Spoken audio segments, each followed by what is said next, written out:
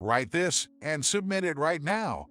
As it turns out, I've had a child with the person I've been having an affair with. We've been together for about 5 years.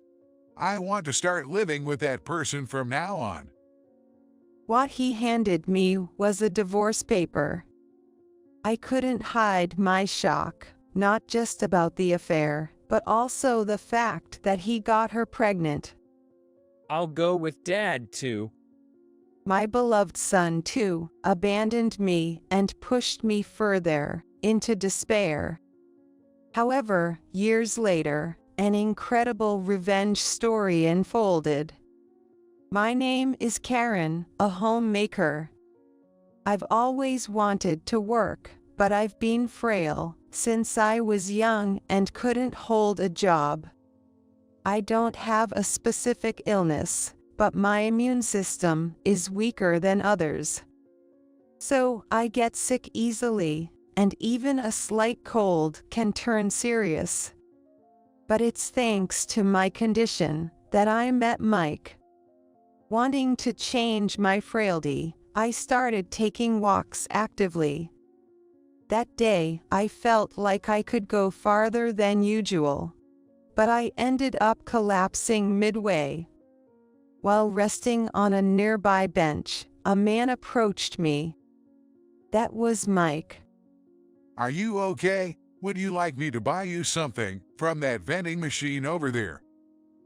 I'm sorry. If you don't mind helping, yes, please. As we rested together, we drank tea Mike bought from the vending machine. We talked as if we weren't strangers. We exchanged contact information and started seeing each other frequently, eventually becoming lovers.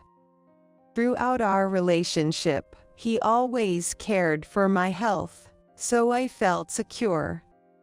Our relationship went smoothly, and we got married. I believed Mike, being such a kind person, would surely make me happy. But as we spent more time together, his true nature began to show.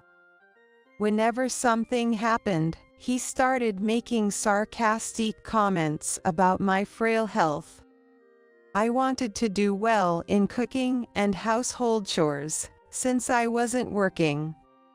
I put my all into making sure Mike could rest properly when he came home. I tried various recipes, thinking about nutrition. However, Mike never commented on whether the food was tasty.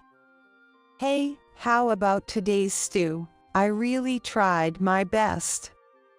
Oh, right. That was about all the conversation we had during meals.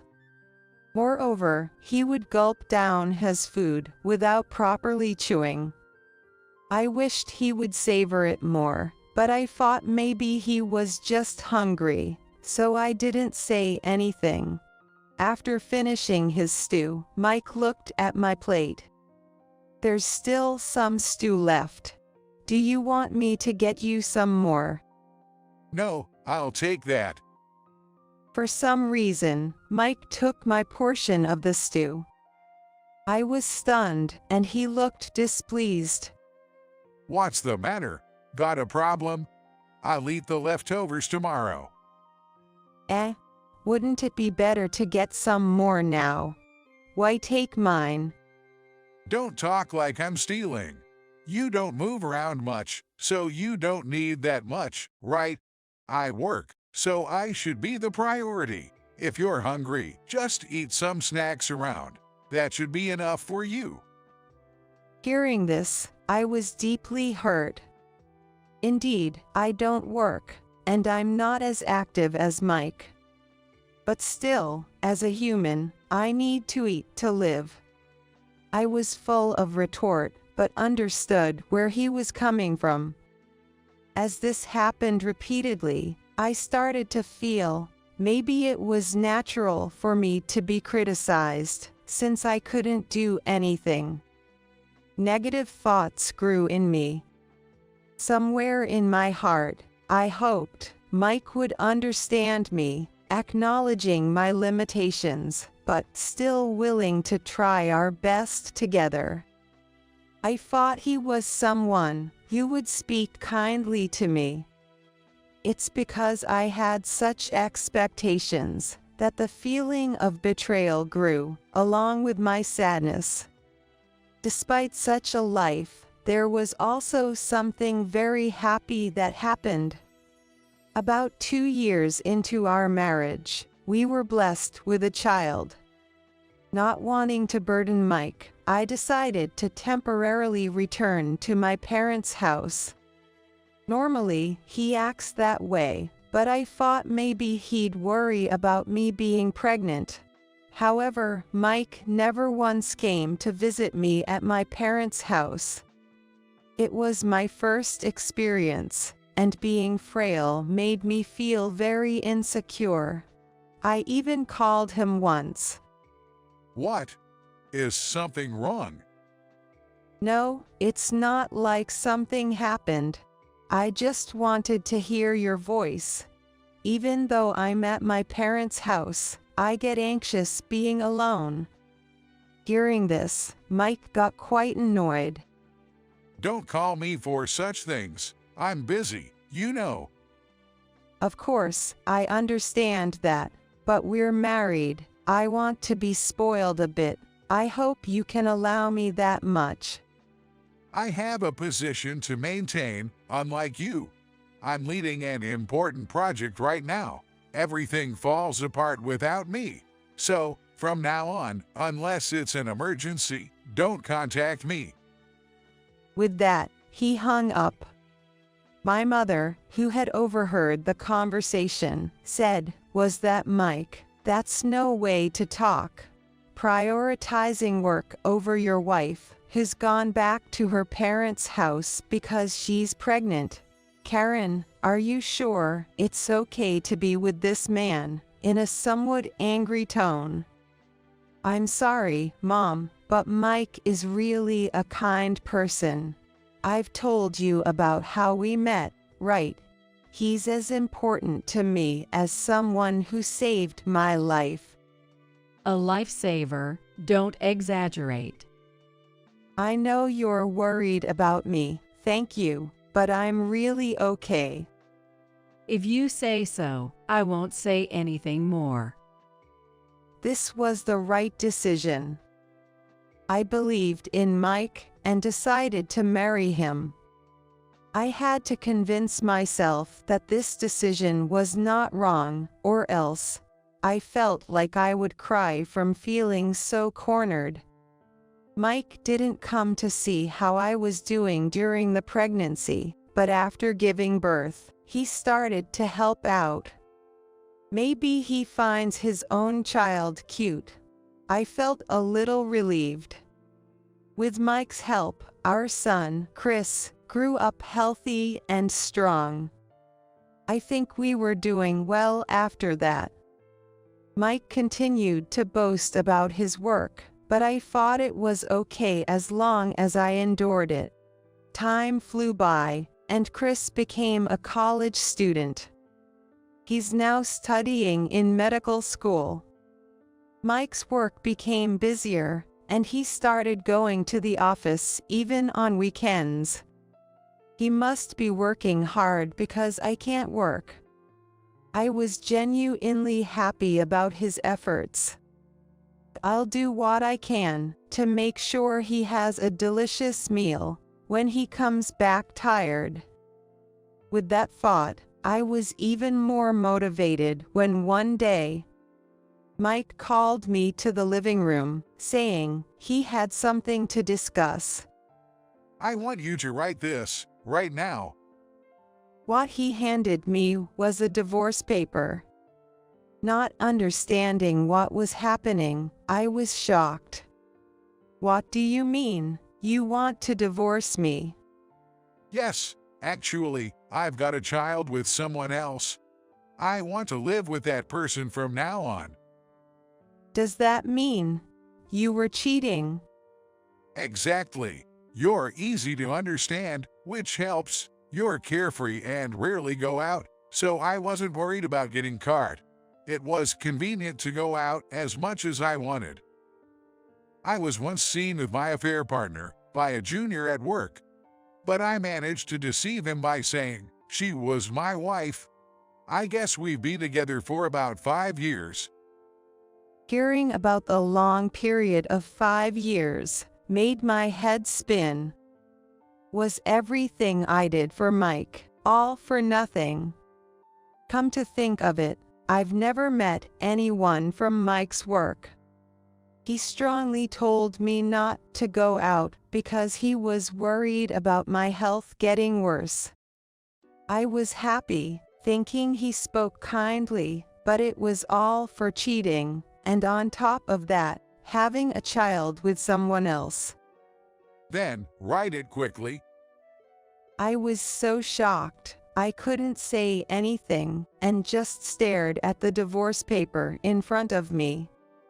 Then, Mike said with a smirk, You must be feeling insecure without me, right? Because you can't work or have any source of income by yourself. So, I'll give you alimony. You can live off that. What about Chris? Stop being so selfish. I'm going with Dad too. That's when Chris came into the living room. It seems he had been listening to our conversation. Chris.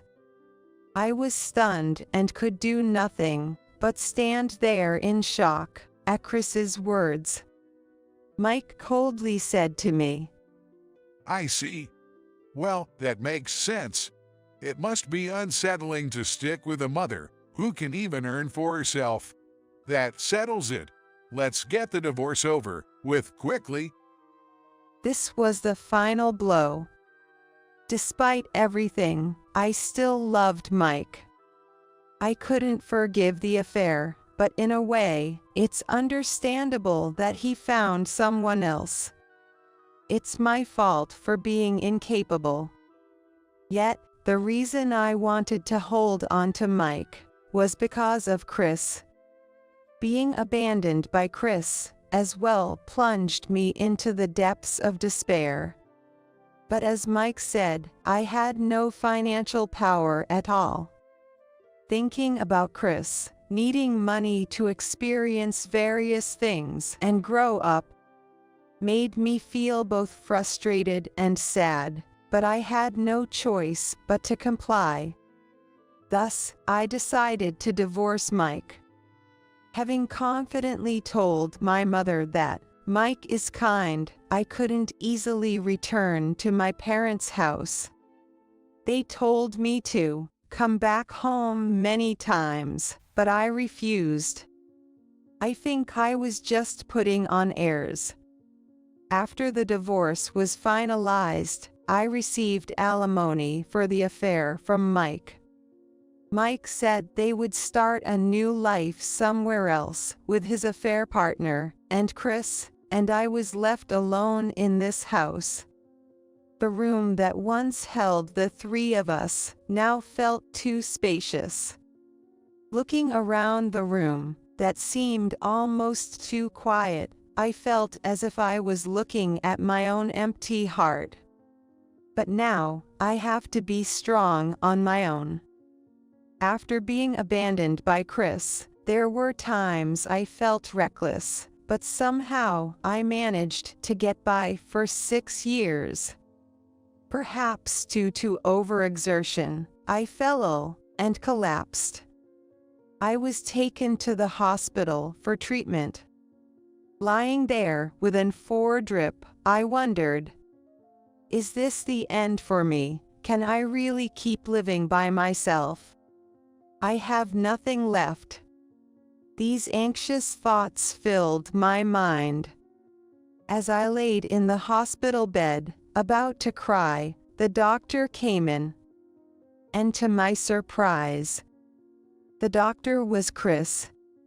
Mom, it's been a while, hasn't it? Are you feeling a bit better? I was speechless, not expecting to see him. You must be surprised. Sorry for not telling you sooner. After everything that had happened, I graduated from college and became a doctor. I chose to work here because it's the hospital you often visit. Then Chris apologized. I'm really sorry for everything up to now. I think I could have supported you if I had been stronger. But at that time, I had no other choice. Chris chose Mike over me for the sake of the future. It wasn't because I lacked financial power in a negative sense. It was simply because he didn't want to burden me. Still, Chris apologized many times for abandoning me. You might think you're okay now, but your collapse might be due to mental stress as well. Let's settle this. I'll help you. I spent time talking slowly with Chris about everything that happened since the divorce, about Mike, and about ways of revenge. Chris had grown more than I imagined, and I almost cried. He comforted me, saying, "You'll be okay now." Normally, it takes me a week to recover from a breakdown, but this time, I was back on my feet in 2 days. Chris's presence must have been a significant factor. A few days after that, I received a call from Mike. It was the first time he had contacted me since the divorce. Even though I no longer had feelings for him, my heart raced. With trembling hands, I pressed the call button, and Mike said in a panic, Karen, I need your help. I need money. As was the case during the divorce, this man always starts conversations abruptly. The tension from before had vanished into thin air. Mike remained the same, no matter how much time passed. I decided to listen to what he had to say, albeit with a bit of exasperation. What happened? Didn't I just tell you? I need money. Hurry up and transfer it to my account. That's not enough information. Explain properly. Mike seemed quite desperate. When I calmed him down to explain, he started to share his situation. She said she was the CEO's daughter. That's why I could give you alimony and pay for Chris's college fees when we divorced. However, for the contracts, I put everything under my name, but she was supposed to pay for it. And then she vanished without leaving a dime. Hearing that his affair partner and child had run away did not evoke any sympathy in me. It was all his own doing. Hey, it's a terrible story, right? Help me out. You're my ex-wife, aren't you? You used to love me, didn't you? That was in the past. I'm not the same person I was back then. I will never help you. When I made my stance clear, Mike seemed a bit shocked. Don't say that. I don't even have money for tomorrow's meal. Just a little bit would help. Why would you even think to rely on me, your ex-wife? You're right. You were always sick and couldn't work, so you shouldn't have any money. I get that, but you have the alimony I gave you when we divorced, right? Just give that back to me. It should still be there. How long ago do you think that was? Besides, asking for alimony back doesn't make any sense. I'm definitely not going to help you. With that, I hung up the phone unilaterally. I remembered the time when I was pregnant. Back then, Mike had ended the conversation unilaterally. Getting this sort of revenge felt somewhat satisfying. Mike had asked for the alimony back, but even if I had any left, I had no intention of giving it to him. Surely he'll give up now. However, Mike was persistent. Phone calls and emails came in repeatedly. I blocked and set his number to reject calls, since they were too much. This should completely sever our ties. Or so I thought, but then, Mike actually showed up at my house. I'll be living here from today on. There's still a room available, right? Make sure you prepare meals for me. I can't understand his nerves. What are you talking about? Just leave already. Don't be so cold. Karen, you'll benefit from having me around. Maybe we should remarry. Stop joking. I'm not going to remarry you. No need to play hard to get. Maybe I'll take a bath first. There's no place for you here, Dad. Chris, appearing suddenly, surprised Mike. Chris, why are you here? It's been a long time. You said you were going to live alone after you got a job and left. Then, he laughed as if he had misunderstood something. Ah, I see. You're going to live here too, huh? Great. Let's all get along again. We can be a good family. I've always wondered, why are you so carefree, Mike? You have no money, right? That's true, but now that you guys are here, I don't feel sad or anything. I let out a heavy sigh. I was planning to gather a bit more evidence before doing this, but maybe it's time to show you. What are you talking about? Chris brought out some documents from the back of the room. There was a photo of Mike's affair partner apologizing to a somewhat intimidating man. You recognize this, don't you? It's definitely your affair partner, Naomi. Her story about being the CEO's daughter was a complete lie. She appeared wealthy because she was borrowing money. Having no way out, she probably fled from you, right? After our divorce, Chris had been investigating Naomi. It seems she was seen borrowing money while apologizing.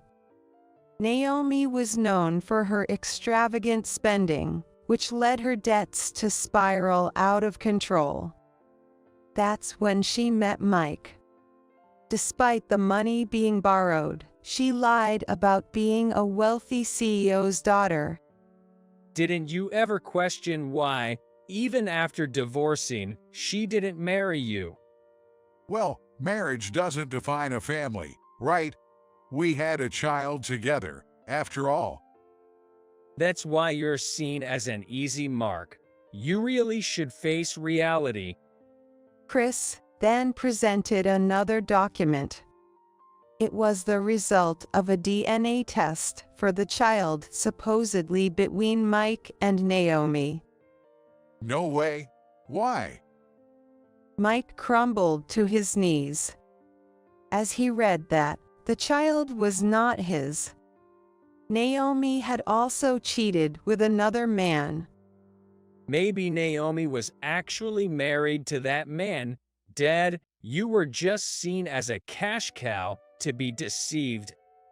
Chris, how long have you known about this? For 5 years, the same amount of time you were having an affair. I started investigating Naomi right after the divorce. You understand how much Mom suffered, right? But are you okay with this? Karen, you'll suffer from now on. You're not working. Did you forget what I said before? I'm not the same person I was.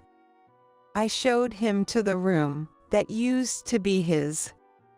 A new kitchen had been installed there, complete with cooking utensils. Since he seemed confused, I explained. I renovated the empty room to start a cooking class.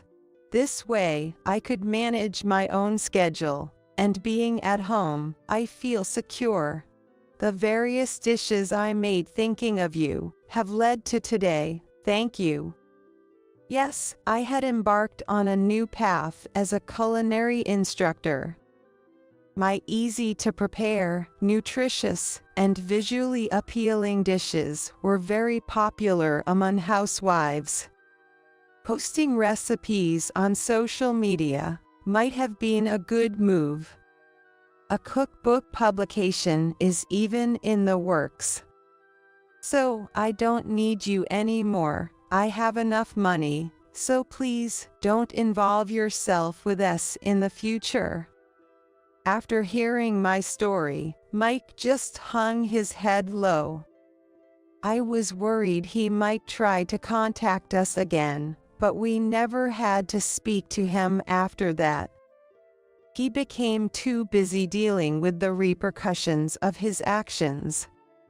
Naomi had left him with a massive debt of $100,000, and after it was revealed, he introduced his affair partner as his wife, along with other misconducts. He was fired.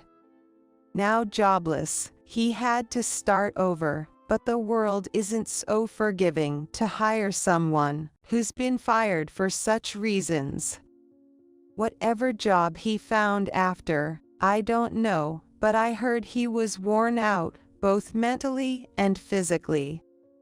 Having to run from debt collectors, from shady places. But it was all the bed he made for himself. He must reap what he has sown.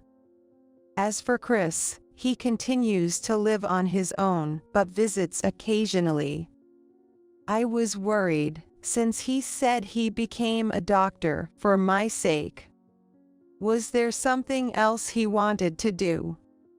When I mentioned this, Chris laughed and said, Don't worry about it. Sure, you were a factor, but it was my decision. I'll keep working hard. Thank you, just don't overdo it. I am truly grateful to have such a wonderful son. He's my greatest treasure.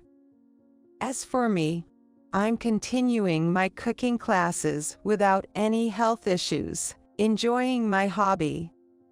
Thankfully, it's quite successful, and I'm grateful to everyone. I consider this my second life and plan to enjoy my current lifestyle to the fullest.